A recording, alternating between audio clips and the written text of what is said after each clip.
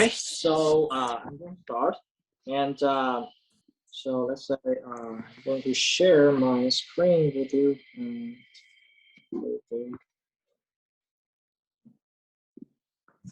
So can I say it?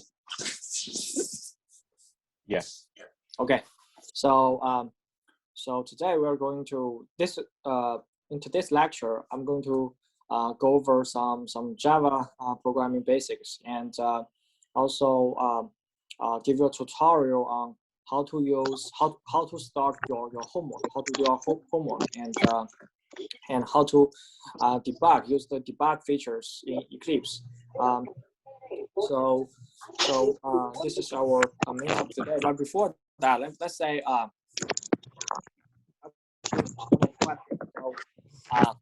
okay, what is the time complexity of insertion sort?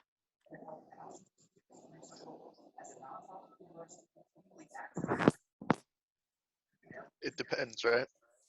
No, if I ask you what is the execution time, then it depends. But if we talk about complexity, it's basically a mathematical formula.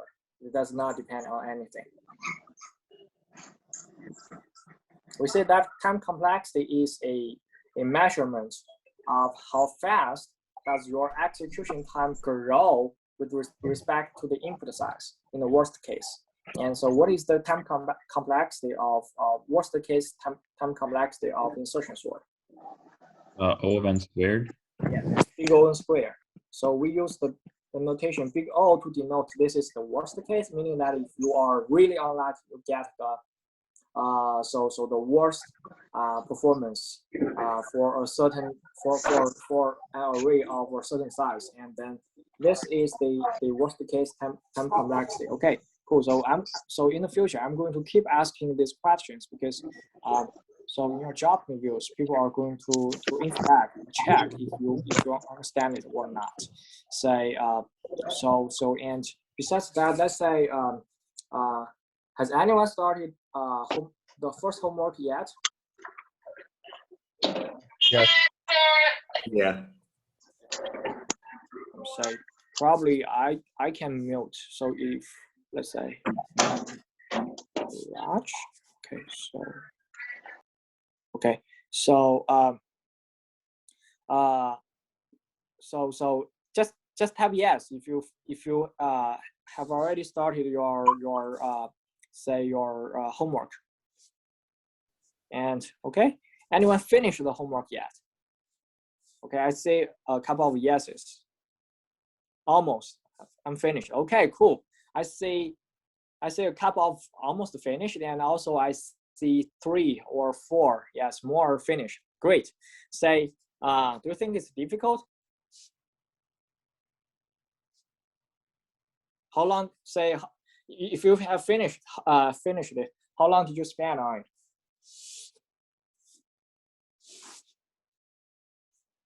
Not that hard. Okay. Oh, great. So this is better than what I expected. Around 3 hours. Okay. Yes. Oh, thank you. The lectures help. Okay, 2 hours. Okay, cool. Confused on the graph part? Oh, so you mean the plot, right? Draw the plot. So if you are confused about it, you can just go to YouTube and search for how to plot with Excel. You will be able to figure it out very fast. Let's say probably in 10 minutes. Okay, so it's out of the scope. How to draw the plot is out of the scope of our lecture. So yes, it may the graph may seem strange. I'm going to explain why say next week. But for now, so as long as you see all the truths in the third column of your output, it means that you implement your insertion sort correct. And even though the graph looks some kind of like strange, don't worry about it. Just submit whatever you have. Yes, you can. So if you have already finished homework 1, so what I suggest you to do is that, say for example, you got your start.java file, right? You got your start.java file, and also you got a Word file. let's say a Word file which shows the figures, and in the figure you use a couple of sentences to describe the observations. What I suggest you to do is that you create a zip file based from these two files, and then submit the zip on Canvas. Is that clear? Yes. Yes, Okay. thank you. No problem. So today my main task is to help you to go over Java. And so for those of you who have finished homework 1, I feel like you are very, very good at this. At Java programming also, it means that you have if you finish homework 1 within 2 or 3 hours, it means that you understand my lecture pretty well. And I'm really glad that. So it means that my lecture helps you with understanding the algorithm correctly.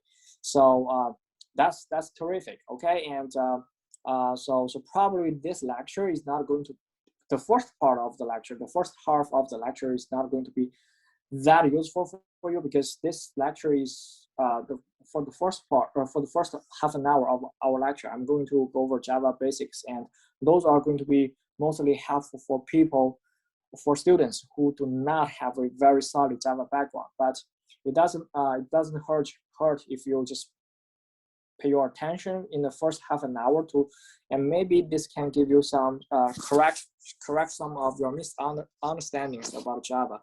And then in the second half of our lecture, I'm going to show you how are you going to debug with Eclipse, and that is super important because no one is going to teach you how to do that. So to go over Java, let's first go over Java and to go over Java content, and we're going to mainly talk about arrays because array is going to be our topic for the first 3 weeks.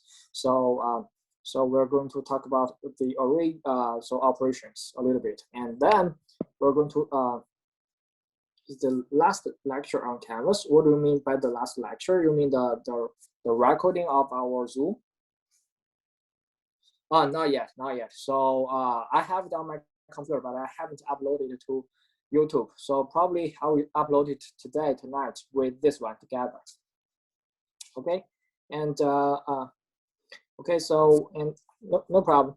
And we will also talk about the functions, like how to define functions in Java and how to use multiple classes. For this topic, for how to interact with multiple classes in Java, we are not going to use it in the first 3 weeks, but you will use it. You will need this one starting from week 4. Okay, so first let's look at the array in Java, and we said that. So if we create an array in Java, and the index of the array starts from 0, whereas in our lecture it assumes that the index starts from 1. And for those of you who have already started homework 1, probably the biggest difficulty comes from this difference. So let's say how are we going to manipulate arrays in Java. So I'm going to stop the presentation from my iPad Pro, and then I'm going to share my screen on my laptop with you. So, Professor, quick question. Sure. Are these slides going to be the slides that you had before? Are they going to be on Canvas? Sorry? Are those slides going to be on Canvas? It's already on Canvas. Gotcha. Thank you. No problem. So here, let me show you how to manipulate arrays in Java. Okay, so here, let's just start an array. So for example, here, I'm going to delete those 2 lines. Here, let's say we just create an array with random numbers. Basically, these numbers are this array contains the values that we use in the example in our last lecture. So the array has the values 3, 5, 1, 2, 4, 6. And here, let's say if we want to go over every element in the array, how are you going to? So if we want to print every value in the array, and with each line, so including a number in the array. So how are we going to do that?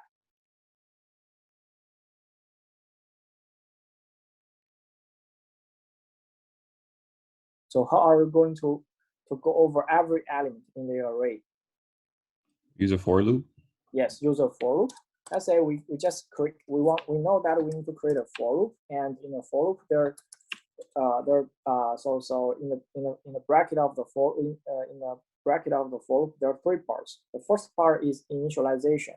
So what kind of initialization do you want to use?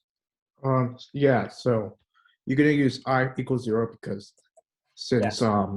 3 is in the index of 0. Mhm. So then for the second part, you're gonna use for when Termination. if I is less than the array list length. Okay, array dot length. Yeah. And then what is the third part? And you're gonna increment by the I. Yes, we increase By I one. by 1. And in each iteration of the for loop, what are we going to do?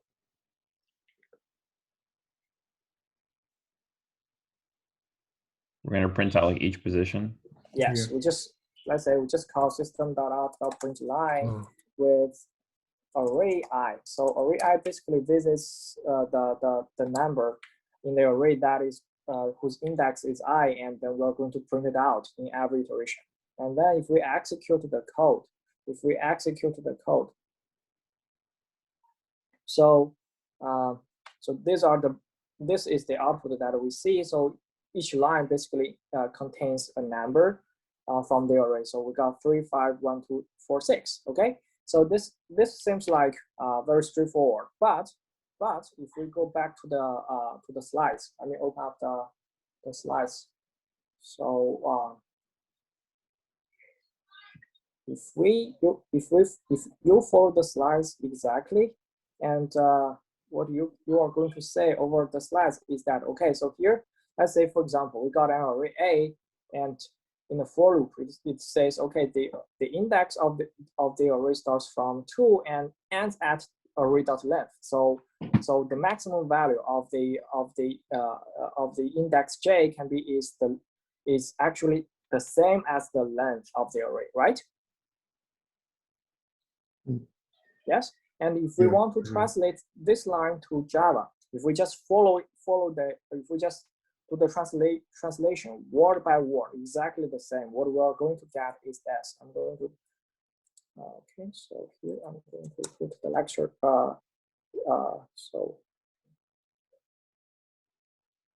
So I'm going to show the pseudocode on the right hand side, and we're going to write down the translation on the left hand side. Okay, so what we do is this. Okay, we're going to have integer j equal to 2. It's the initial value of j is 2. J is less than or equal to the length of the array, right?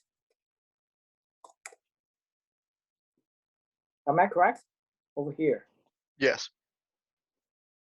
Okay, so we're just doing the translation word by word. So instead of having j less than array.length, now the maximum value of j can be is the same as the length of the array. And so here you can see it in a pseudocode, it has key equal to, in the second line has key equal to aj, right?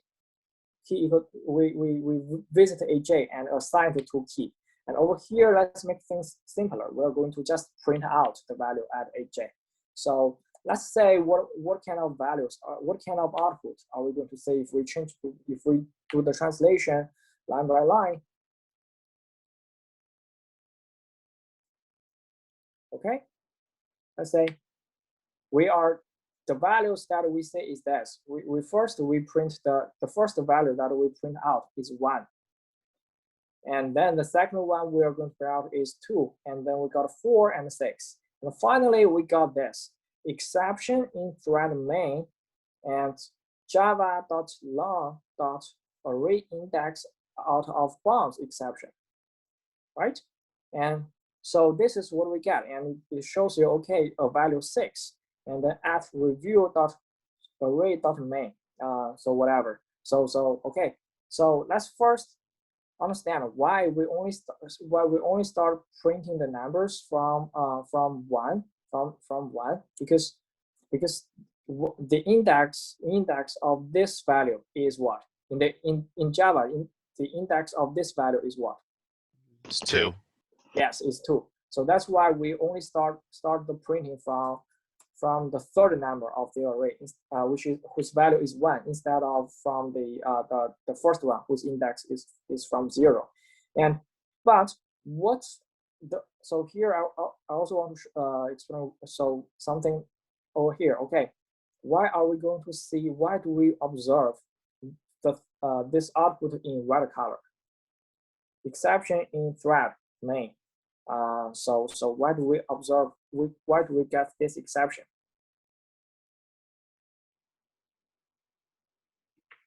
It's because since the array, the index of the array, which is 5, and if it's equal to 5, for example, in your array list, which means 6, it cannot exceed to the index of 6 of this array. Yes. Okay, I understand what you are saying. Okay, but I'm going to explain it with my language, so to make it a little bit clear. So here, when you execute your Java code, and if you see anything in red, it means this is an error. It means this is a runtime error, meaning that when you execute your code, you got some error. So this is pretty much like you are able to start your car and drive it, but it just says lay you off some way on the road. So leave you stranded on the road, because when it is running, it faces some problem. It is confronted with some problems or some errors. Okay, so and here we can have a better understanding of the error. Like if you go to here and you click it,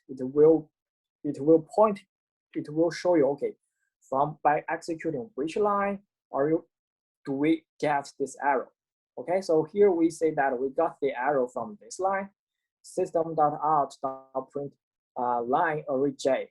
And so here with this we know that the error comes from this line,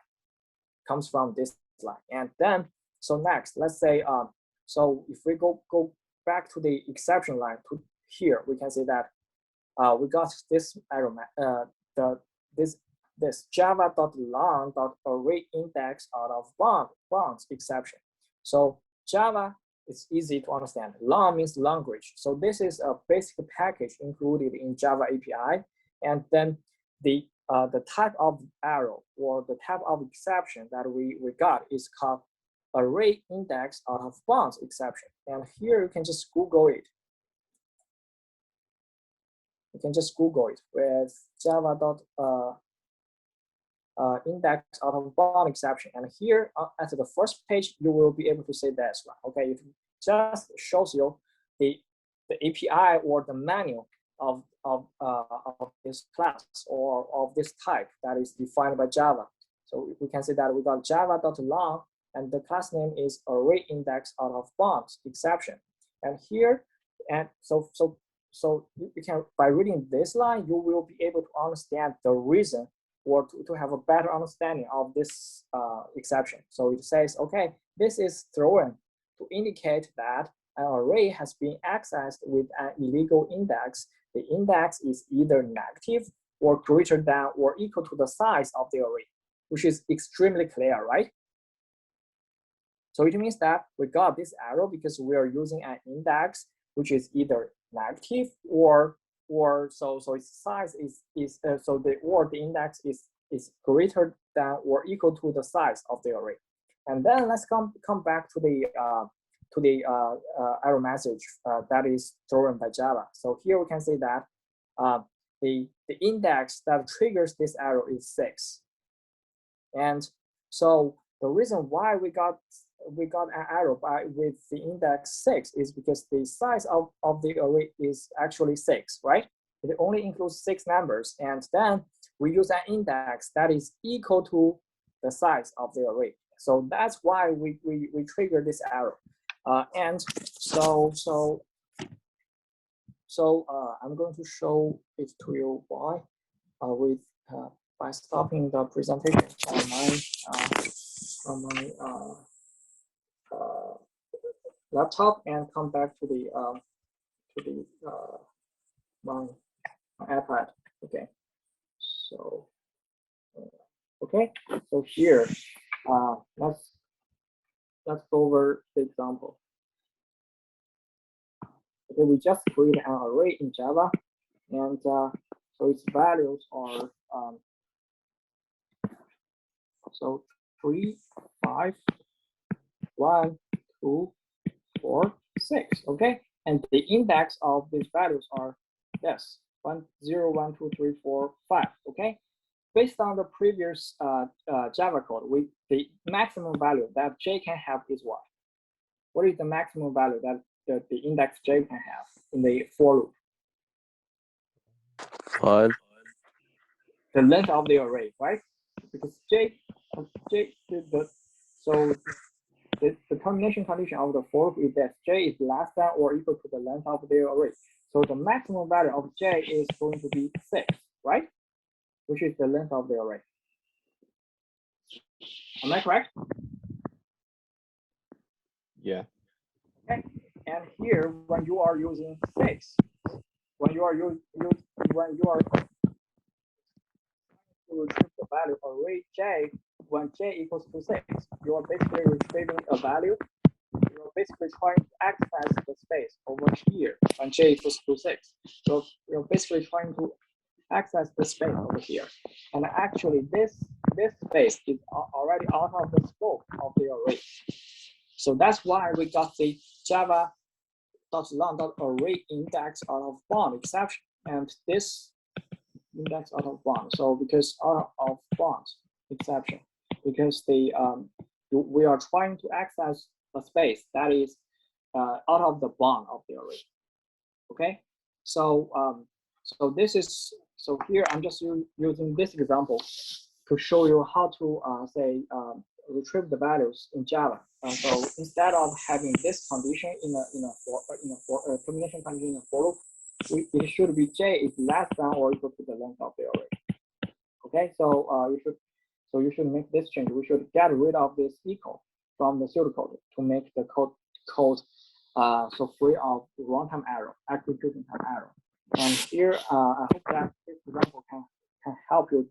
So in the future, if you observe similar things like you got an exception or error from your code, you can follow the same way to figure out which line of your code triggers this error, and then by just searching the error's name, you should be able to understand. Okay, so what's the reason of that error, and then you can be able to fix it.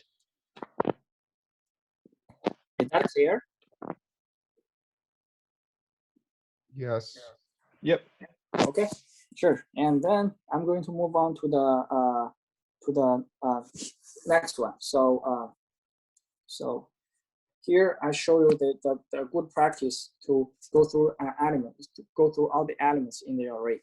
So with this for loop, okay, for I starting from 0 and I is less than the size of the array I plus, and then so you retrieve every value from the array. Okay, so next I'm going to talk about the class. So in Java, class is basically a template or a container for us to define say some objects. So and the way for us to so here in Java, if I ask you to say go to this page, yes, if I ask you to define a class, so what is the standard format for to define a class in Java?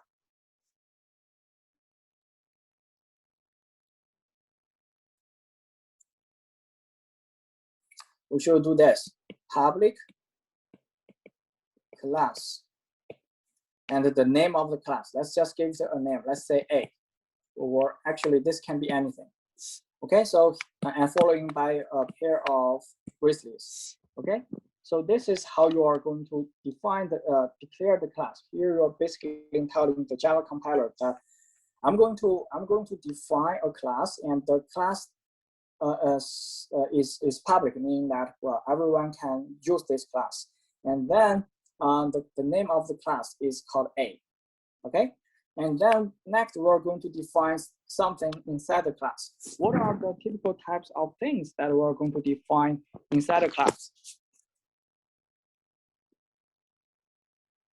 A main function. Variables. Yes. So the first part is the class. We call them member variables, meaning that the values that we're going to store in the class. And what else?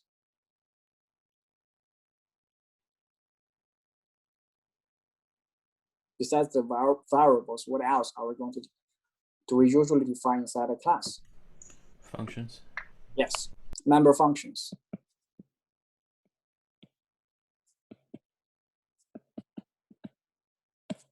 And the variables here is something like our data structures. So basically, we are going the concept data structure is like a class that includes some variables. So what variables are we going to use over define the class? And member functions are like the algorithms or the operations over the functions or the algorithms over the so what kind of functions or operations do we want to be able to operate over the variables? So so that is why we need to put data structures and algorithms inside the same class. Okay, so the functions or the member functions or the are basically the operations or algorithms, and so there are different types of functions. And what is the first type of the function? What is the so if you want to define class, what is the first function that you need to define?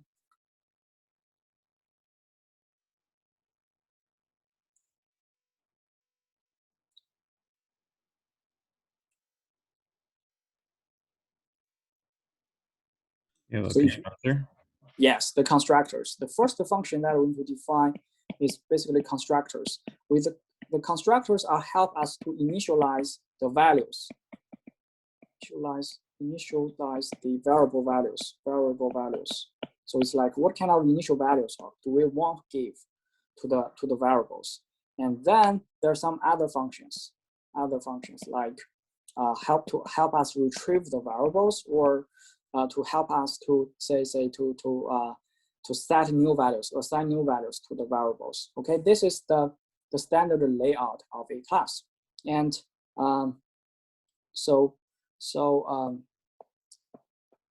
here I'm just going to use the student class as an example. So for example, if we want to define a class for students, so the variables that the member variables that we can think about that can be associated with the students are something like the name of the student or the ID of the student, and then so some functions or utility functions inside the class that we want to define includes print.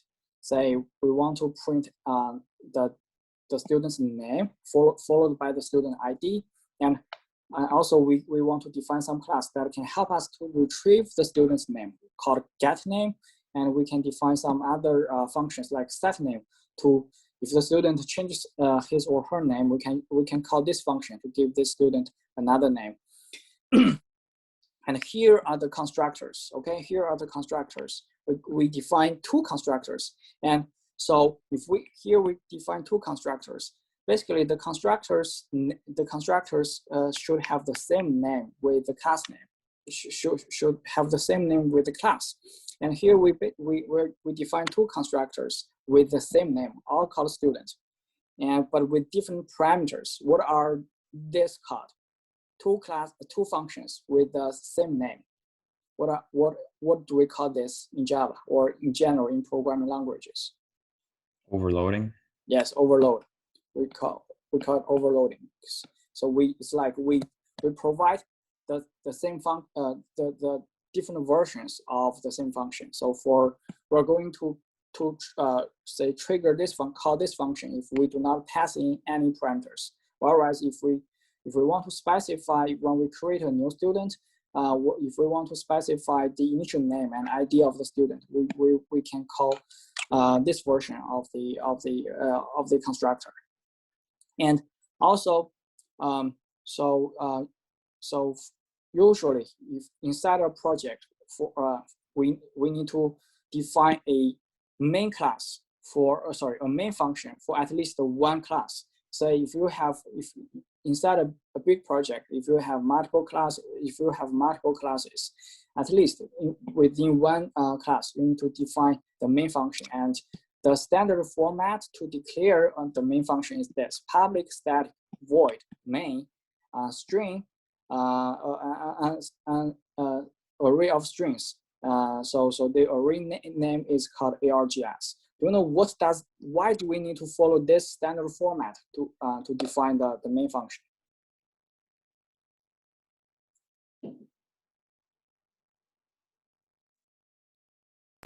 The main function is where you run all of the other functions or other classes.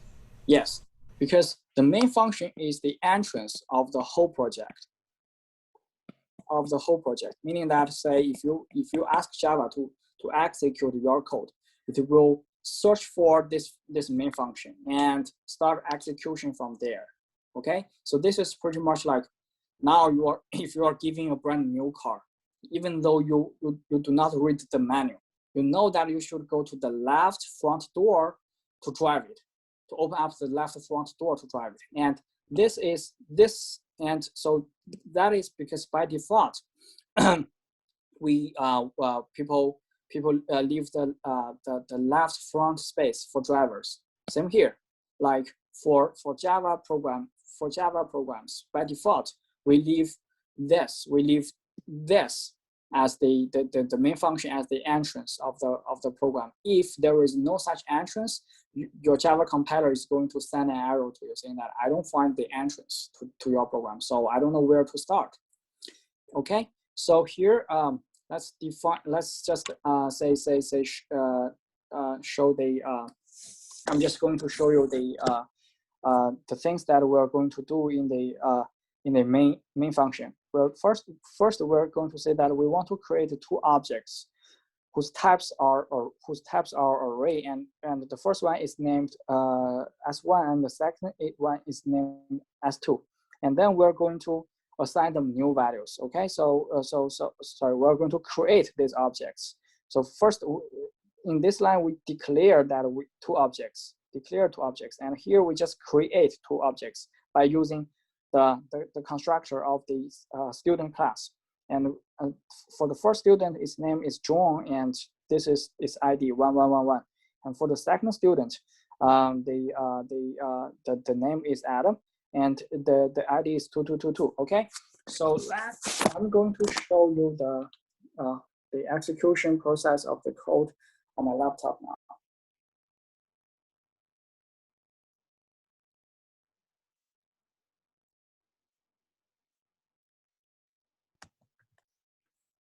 Okay, so can you see my screen? Yeah. Okay. Sure. And this is the string class that I previously defined. So you can say that we got the number of variables, and then which includes the name and ID, and then following that is two constructors and some other functions. So like print, like get name, set name, and lastly, I implement a static function called calculate GPA. So for now, let's forget about calculating the GPA, and instead we're going to do this.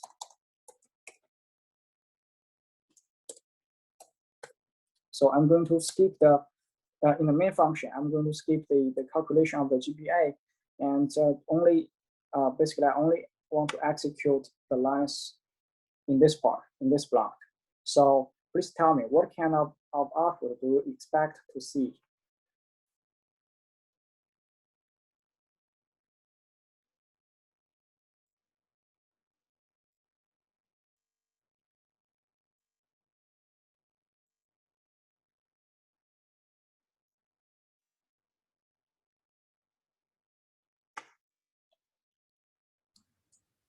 what do we expect to see over here?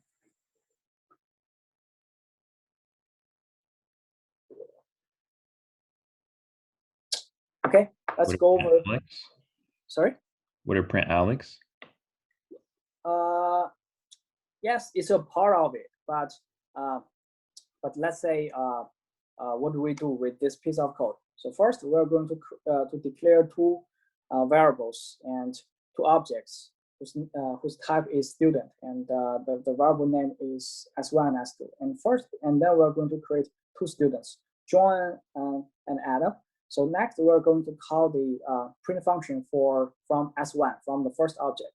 So if we go to the print function, which is over here, you can see that in the print function, we're basically going to print out the student's name followed by its ID. So with this line, what we expect to see is that we expect to see John and 1111, right? This is the what we expect to see from this line. What about the second line? What about here? Yes, we expect to see Adam and his ID. And the next, we're going to execute this system.out.println s2.getName. If we go to the getName function, it just returns the name of the object. So it just returns the name of the object. So what do we expect to see in this line? Adam. Yes, we expect to see Adam. And the next, we call the function s2.setName Alex. Okay, so then if we go back to the definition of the setName function, we have this setName followed by a name, and it will assign this name the passed in parameter to the name of the object. So basically it's going to change the name for a certain object. And here, because we executed this line, so we're going to change the name of S2 to Alex, right? We're going to change the name of S2 to be Alex, correct? Yes. Yeah. Okay, and finally we executed this line, system.out.println s2.getName. And what kind of output do we expect to see from it? Alex. Alex or Adam?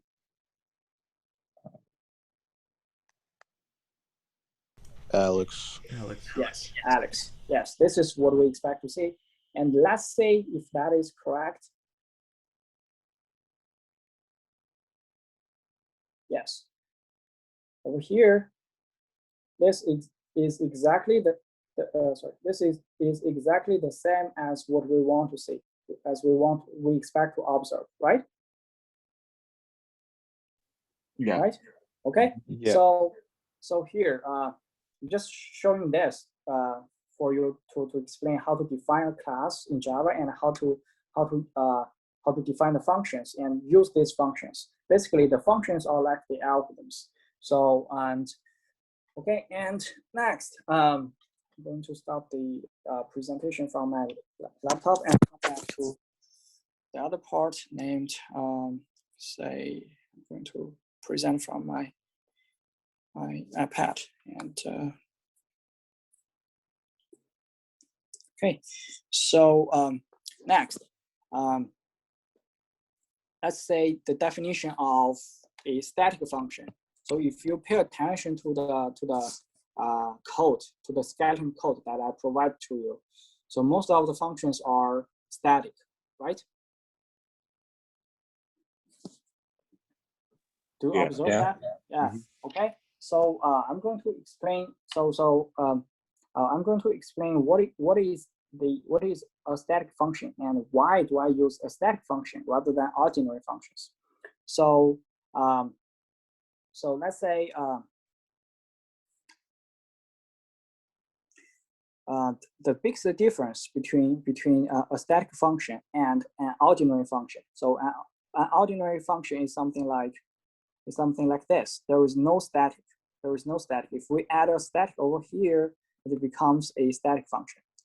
So the biggest difference between a static function and a non-static function is that non-static functions belongs to the variable, whereas non-static functions belongs to the variable or object, whereas the static function belongs to the class. Okay, so I'm just going to give you an example. Okay, so for say for if we want to define a class for the students inside MSU, so every student has its own name, has its own say ID, so that we want to each student have a function like print or get name or set name to access their data and manipulate their data. However, so we want to give all the students the ability to calculate their GPAs.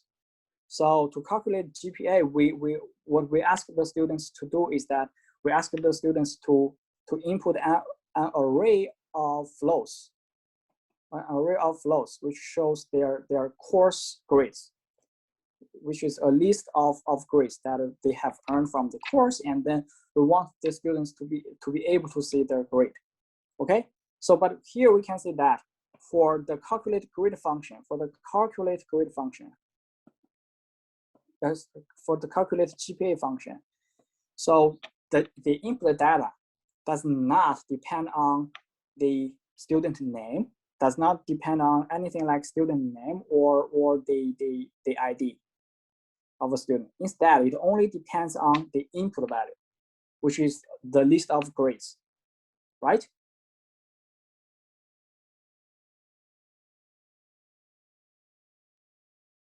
Are you still with me? Yeah. Yes. Yeah. Okay. So this function does not need to access to calculate the GPA for any student. We don't need the students' variables, like we don't need the students' member variables like name or ID. So what we do is that we declare this function as static.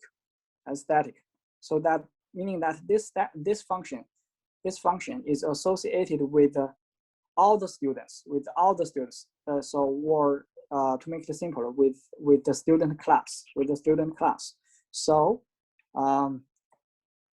like here, we define a static function called calculate GPA, and which takes in a double array of grades, and this function is going to return the GPA of the student.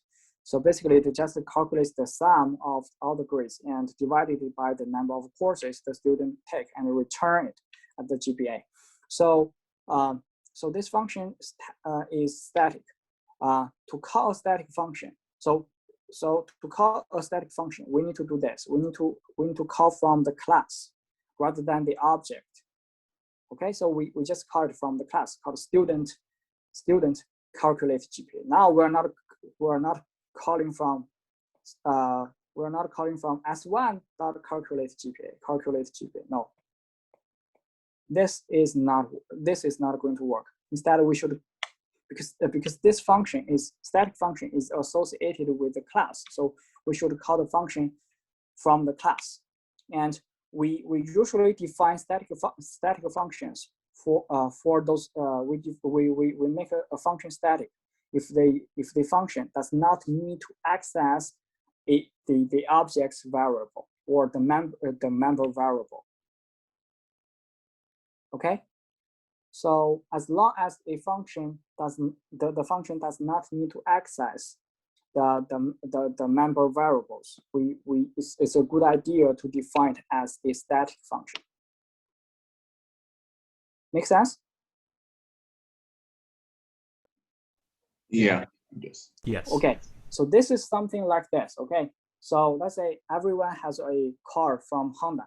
I'm just going to keep using Honda as an example. So for example, a student, I have, for example, even though I don't, if I have a 18 Accord and you have a like 17 Civic, or someone else have a CRV.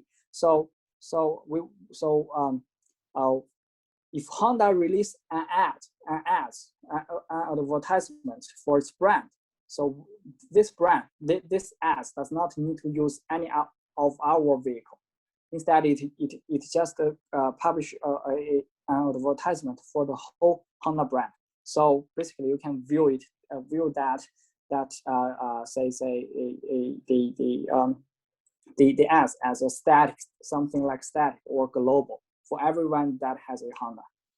Same here, if we declare a static function, it's like everyone belongs to, every object belongs to this class, can call this function from the class name.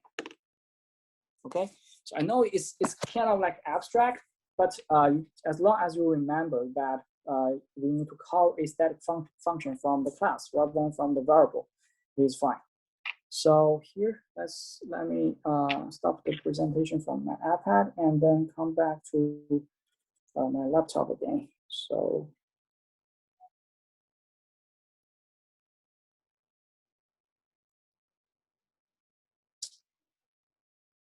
okay, so here you can say that we got a in a student class, we define another function named calculate GPA, So and say if we pass in the if a student takes some classes like and receive the following grades, and the students can organize those grades in an array and pass it in to the function calculate GPA, but we need to call the function from the student class rather than from S1 or S2, the objects. And so if we execute the code, we'll be able to see the GPA for the student is like 2.6686. Okay, so this is the static class. And if we go back to the skeleton code that I provide to you, which are here, okay, you can see that all the functions are static. Insertion sort is static, and so it takes in one input array, and it is going to just access the data within the input parameters and get it sorted. So that's why, and it's not going to use any variable associated with the objects, with the member variables of the class. So that's why we declare it as a static function. And same here, you can see that every function is static. Every function is static. So that's why in the main function, when we call those functions like generate random arrays, we call it from the class name called sort. The class name is sort. That's why we call it from the class name sort. And here, if we want to call the insertion sort algorithm, that's why we call it from the class name sort. Okay, does it make sense? Yeah. Yes. Yeah. Okay, good. Over here, we don't need to create any variable in order to call the functions associated with the class, because all the functions are static. So we can just do not avoid the creation of any object and simply call these functions from the class name, from the class. So this makes things a little bit easier for you. Okay, so and I'm going to keep this routine for the future. Okay, so for the future, couple of homeworks, and so you will be so hopefully you can understand why we call it from the class rather than by using the objects. Okay, so this is the static function, and then the last thing that I want to talk about is debugging in Java. Debug in Eclipse. I'm not sure I talked about this last time. So I think last lecture or in the first lecture, some students asked me that, so are you required to use a specific IDE to do your homework? So my answer is no. So so if you want to use Eclipse, feel free. If you want to use like Xcode, or JGrasp or IntelliJ. You are free to use any of them. But I also said that I encourage you to use Eclipse. The reason is next. The reason is going to be clear next. The reason is pretty much simple. Okay, I have experience with Xcode, with IntelliJ, and also with Eclipse. Among the three IDEs, I'm mostly familiar with the debugging features of Eclipse, so that I can teach you something about debugging, how to debug in Eclipse. Whereas I cannot teach you a lot with regard to debugging in the other IDEs. So that's why I recommend you to use Eclipse. And actually, if you take this course, actually you can take this course like that structures from any instructor. Like you can take it at any university. But as far as I know, no one teaches you the debugging skills. Those things are very say practical, and it heavily depends on the programming experience of the instructor. So if a specific instructor does not program a lot, he or she is not familiar with those debugging features, so that he or she cannot teach you how to do that. And personally, I love programming, and that's what I do. And this is the program that I just wrote before the beginning of the class. I'm just using deep learning to train some models, to train a machine learning models, and to predict something. Okay, so I program a lot, so I got some. I learned the debugging skills mostly by myself. No one taught me. I just keep exploring, and finally I was able to get the skills that I know so far. So even though it's not a lot, but it helps me a lot. So next I'm going to show you how to debug with Eclipse. So mostly likely you use the debug features when your code is able to run, your code is able to run, but you don't see the correct output. So for example, let's say we just make a mistake over here. We instead of saying I is less than create.length, we just add a -1 over here, and then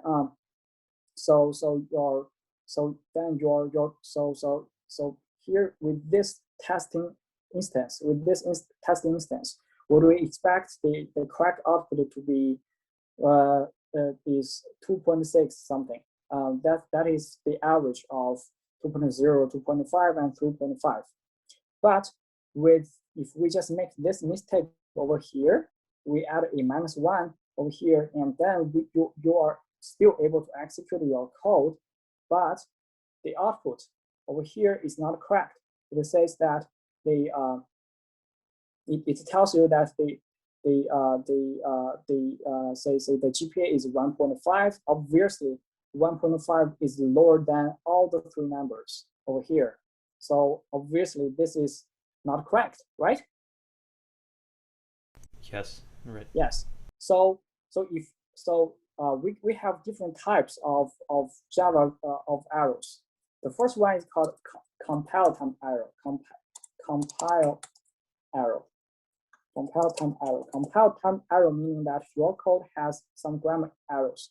For example, if we eliminate the brackets over here, basically you have a grammar error. It's like you write an email with some grammar errors or with some typos, and this type of error is going to be, so if you use Eclipse is going to detect this kind of errors, such errors, and put a cross or red cross over here, because it says it observes, it detects one error at this line. So with this arrow, it will be this type of arrow is going to be displayed by the IDE, and you cannot execute your code. So for example, if we leave the code as it is with compile time arrow, so if you want to execute your code, what you will say is here. Next, Okay, it will say, okay, exception in the thread main java.long.arrow unresolved compilation problems. So it's like we have some, the IDE has some grammar check utilities. It is able to detect such grammar errors, so or compile time errors and show it to you. Okay, so you cannot execute it. And if you fix your, if you fix this so if there is, your code is compiled, there is no grammar error. If there is no grammar error in your code, there could be the other two types of error. The first one is called runtime error. Runtime error. Runtime error meaning that you are able to execute your code, but when you execute your code, you got something incorrect. You got something. So when you execute your code, you see some exceptions. So for example, if we just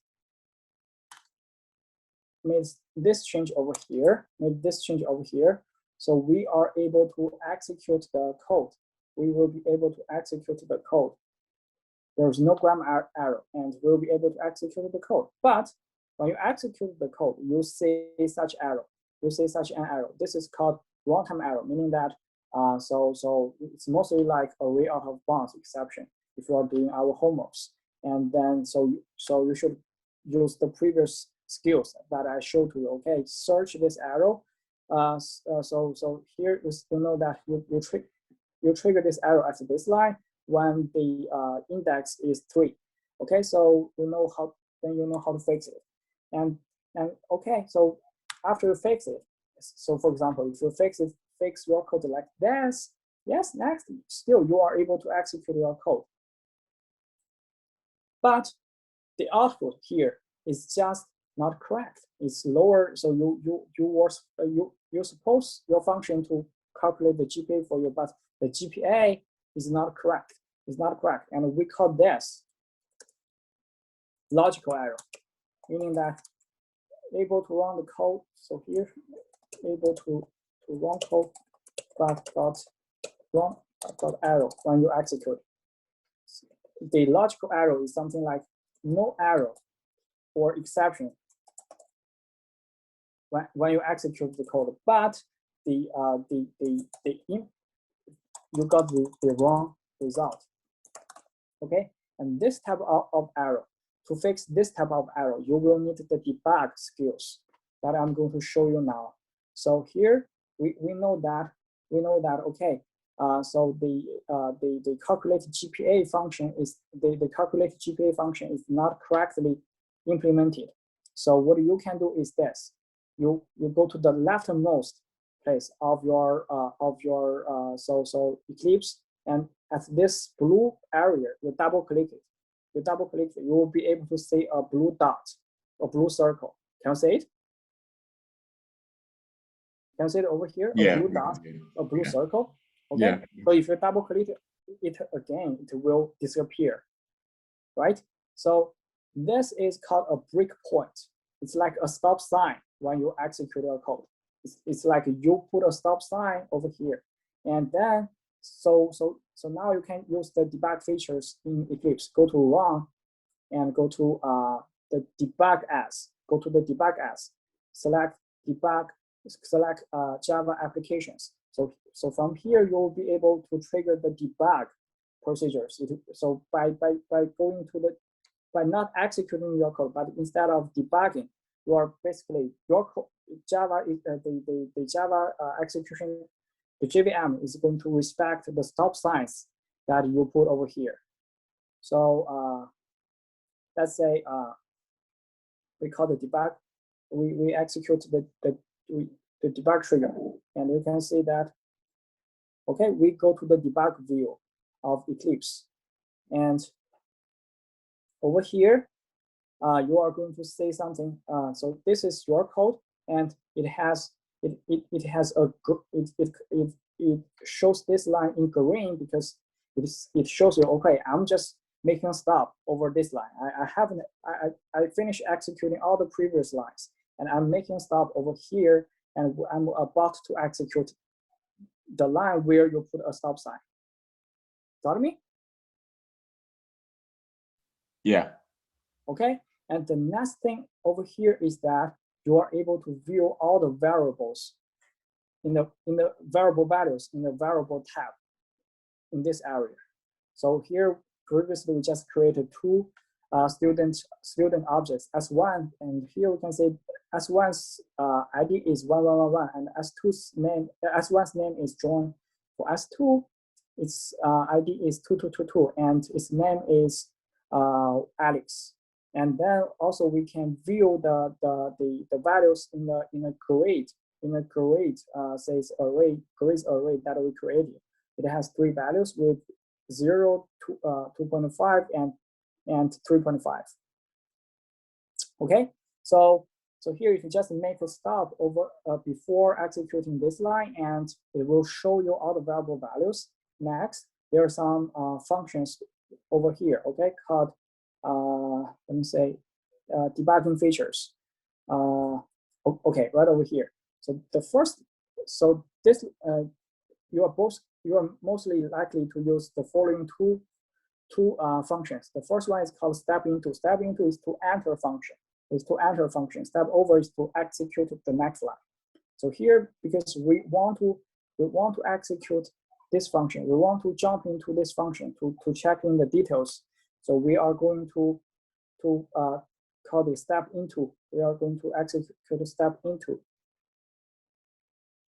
Okay, now we are, see, we jump from this line to over here. It just jump into the step into the calculate GPA function, and it shows you that it makes a stop at the first line of the calculate GPA function. And starting from here, you can use the step over function to let your code run each line by line, run line by line. Every time you click step over, it is going to execute one line. So here, if we click step over, it is going to move to this line because it just finish this line. We just finish this line. So here you can see that we got a sum variable whose value is is just a 0.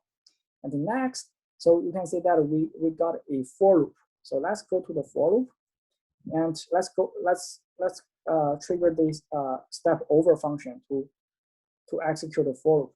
So it just start one iteration of the for loop. And you can see that we create a new variable named I, and its value is 0 because it just finished the initialization of the for loop in this line. And then if we call if we trigger the step over function again, you can see that it just executed this line, and sum is going to have a new value, 2.0. And then if we just trigger the step over function again, you can see that it increased I by 1, I becomes 1, and then and if we trigger the step over function again, sum is going to execute this line, and then sum has a new value, 4.5, because it adds the second grid into the sum. And then so if you trigger the step over function again, it will go to this line. It just finish the for loop and go to this line. It makes a stop before executing this line. And here you can see so if you inspect the values, you can realize the problem over here. So here you see that you pass in 3 grids, 2.0, 2.5, and 3.5. You expect the sum to be the sum of them, which is let's say 8. But here, when you finish the for loop, you see that the sum is only 4.5, right? Now you realize, okay, the problems comes from the calculation in sum, and this is because you miss the last iteration of the for loop. So instead of having this -1, you should delete it. Okay, now you realize the problem. So you can just terminate. Go over here. Go to the red button, red square over here, and terminate the debug procedure, and then finish. So you terminate the debug procedure, and then you can go back to the Java view instead of the debug view. Sorry, my laptop is again very slow because I'm streaming my screen. And now, after you fix that, okay, you can execute the code again to say if your problem is resolved. We just go to run, just go to execute to click on the run, and it will. So even though you have this, even though you have this stop sign, because you are in the run mode, it will not trigger this stop sign. It will just keep executing your code. Professor, is it supposed to be a black screen? Sorry? Never mind. I think my computer was like a black screen for like a bit. Now it just came back. No, I had it too. I was gonna ask. I think it's because Yeah, of my same. laptop. Yeah, no, it just came back. Okay, I think it's because of my laptop. Sorry. So my laptop was stuck for a moment, for a couple of seconds. And so here we can go to the run and then run the code. So even though you have the stop sign over here, it's not going to make stop because you are in a run mode rather than in a debug mode. And it will just run the whole code for you. And here you can see the output, 2.6 something. Can you see my screen now? Yeah, we can see it. Yeah, but I froze. I think it might have froze. yeah. Okay, just how about now? I think now it's still frozen on my end. I don't know about other people. Yeah, it's frozen. yes. Yeah. Okay. Frozen. Yeah, same. There's like black rectangle. Like, Okay, yes, I'm sorry yes. about that. I probably should up.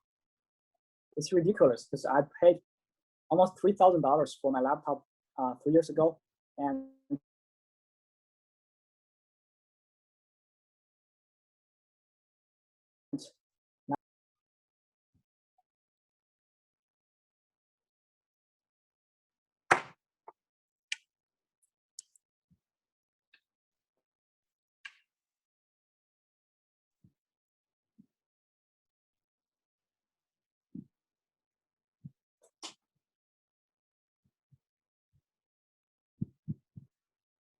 how about now?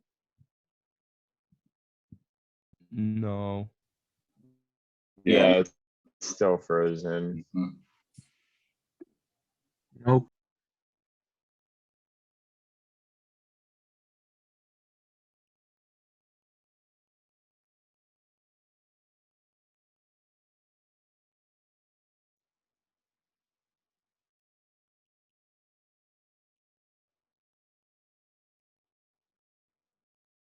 Wait.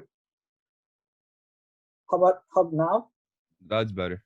Yeah, Yeah, that's it's good. better. Okay. It's good now. Okay, that's the result after you after you run your code again, not debug your code. Okay, because we fixed the previous problem by using the debug mode, go through the code line by line, and now we are able to fix the code. And if we run again, everything is correct. Okay, so so if the my screen was stuck at the last moment, as long as you see how I use the debugging features like step into, step over, it is fine, because those are also how to set up the breakpoints. So those three things are very essential for you to learn how to debug in Eclipse. Were you able to see those procedures that are semi operations? Yeah, we could see. Okay, great. So yes, then that's it. And personally, I think yes, this I'm not sure if I mean, like, this is something that I value a lot, because when I was a student, no one taught me. I struggle a lot to learn these features, to explore these features by myself. And actually, even though you go to YouTube or Google to search for like how to debug in Eclipse, there is reason there are not a lot of resources for this. So so hopefully you can learn something from my lecture today. And yes, so now it's the question time. You're gonna post this this lecture and last week's lecture on YouTube. Yes, correct? yes, All right, just making sure. Thank you. no problem.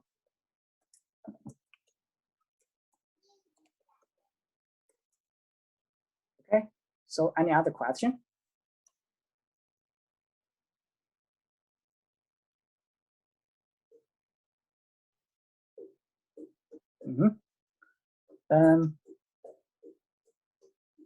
Okay, then if now, then that's our lecture today. And have a nice day. You too, Professor. Yeah, have a Thank you good very day. much, Professor. Thank you. Take care. Thank you. Take care. Thank you too. Take care. Thank you, Professor. Bye.